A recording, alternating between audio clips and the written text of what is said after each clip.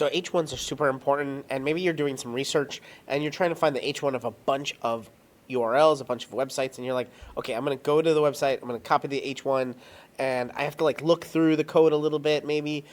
Let's cut through all of that. Let's make an app script to do this for us, and we're going to put it into a custom function.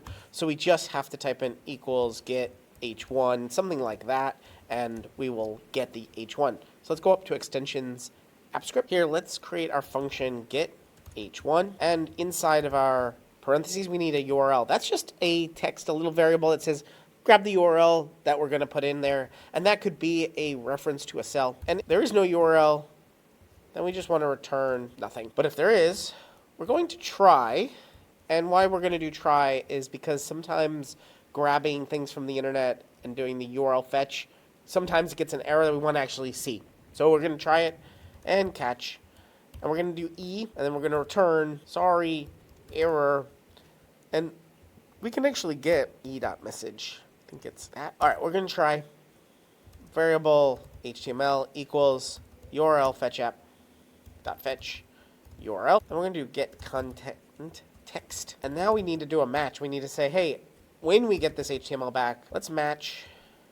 Now this is a bit of a regex or regular expressions or regex. We're going to get H1 slash H1, get everything up to that second close quote asterisk. Basically, this is regex that says, hey, get that H1, but not only the H1s that have this bracket. We want even H1s that have some kind of class in it, some kind of more information. So it's just that first bracket, then H1, without the second bracket until maybe we have some text there, until the second slash H1, or rather the first one that has the slash. And if there is no match, which sometimes if we're using a URL that is loaded by JavaScript, sometimes we actually don't see that H1 right away. And this is a good indication that Google might not see that H1 as well. We'll do return no H1 found. We will return the match. We'll replace any internal tags that there are, and we'll trim it. So this makes it a little bit more clean than you might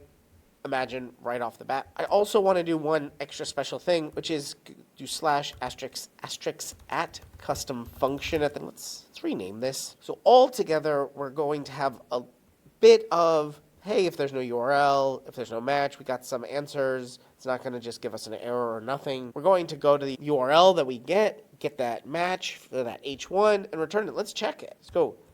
Get H1, it's right there. The URL is A4. There we go. So we're starting to get our H1s. We see that this has none. No H1 found. That's interesting. And now maybe I can go individually to each one of those and see, there's probably some kind of JavaScript going on. It's great. I see actually the real return code here, 406 for entrepreneur.com. Probably some kind of JavaScript thing with this. And it's probably better for articles. Like if we go to National Geographic, here we have an actual article. If we go to TechCrunch, there might be some actual H1 for an article. There, see, that's probably the better H1 to get. Probably better examples. Even like Stripe.com isn't that great with an H1 that they show, just global payments. But at least this helps you with a lot of copy paste. There you go. That's how you get the H1 and make it a custom function inside your Google Sheet. You're watching Better Sheets here on YouTube. Make sure you check out this video or this video and subscribe right now to get more tips, tricks, how-tos, get more out of your Google Sheets than you ever have before. I'm excited to be making a ton more videos here. Ask me questions down in the comments and I will answer them in future videos. But for right now, right here, one of these videos is going to be your next Google Sheet.